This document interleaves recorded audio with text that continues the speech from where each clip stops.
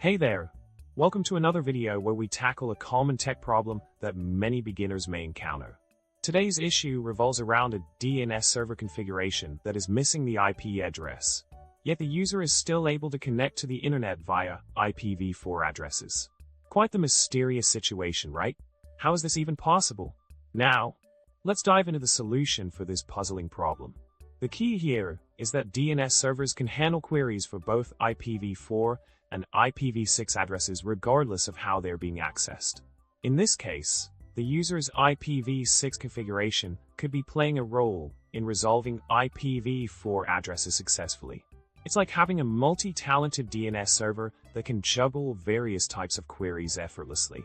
In addition, tools like Wireshark can be incredibly helpful in unraveling the mystery.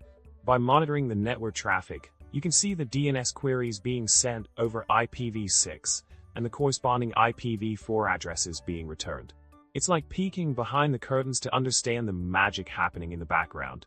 Remember, even if tools like NSLookup might show timeouts, the rest of the operating system can still work its DNS magic thanks to the versatile nature of DNS servers. So, in a nutshell, even when things seem a bit off in your DNS configuration, the beauty of DNS is its adaptability to handle different types of queries seamlessly. Next time you encounter a tech mystery, just remember that the DNS server might have a few tricks up its sleeve to keep you connected to the vast world of the internet. Well, that's all for today, folks. Don't forget to hit subscribe, like the video, and drop a comment below with your thoughts. Until next time, stay curious and keep exploring the digital universe.